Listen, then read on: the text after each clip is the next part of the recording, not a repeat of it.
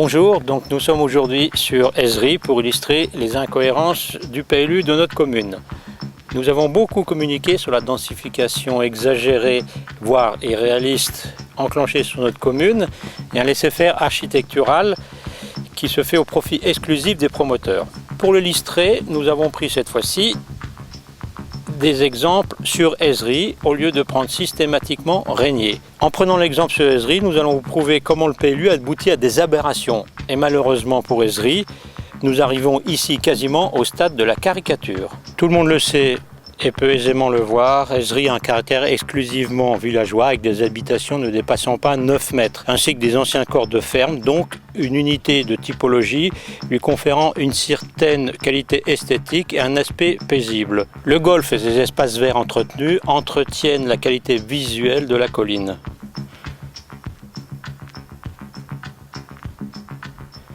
Donc le PLU qui a été imaginé en 2004 vient brutalement casser cette harmonie en autorisant la construction d'immeubles. Aussitôt dit, aussitôt fait, un projet d'immeuble en plein centre d'Ezri a vu le jour. Dans les champs que vous pouvez voir derrière moi, un projet monstrueux de 7 immeubles de 4 niveaux et 5 immeubles de 3 niveaux, soit environ un minimum de 140 logements, a été élaboré avec la bénédiction de la mairie. Dès ce projet connu, les habitants d'Ezri en grande majorité se sont insurgés par le biais d'une association, Concertation pour Ezri, et ont déposé un recours au tribunal administratif. Ceci a permis de suspendre le dit projet pendant environ 4 ans. Ça a permis de le suspendre mais pas de l'arrêter. En effet, le tribunal, se basant sur le règlement en vigueur dans le PLU,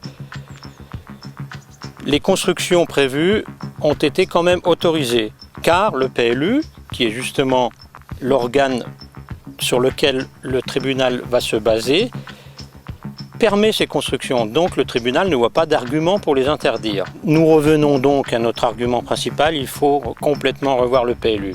En effet, avec ce PLU, en un seul projet, Ezri va être complètement défiguré.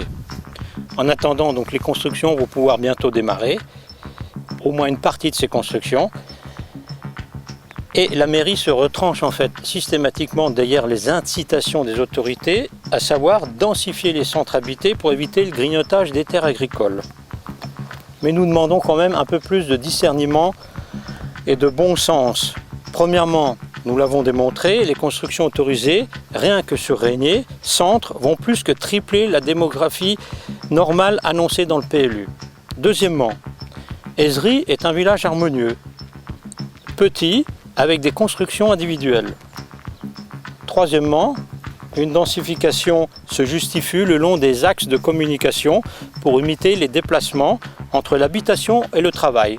Or, à Ezri, il n'y a pas de bus et encore moins de gare. Donc absolument rien ne justifie ces projets aberrants sur Ezri.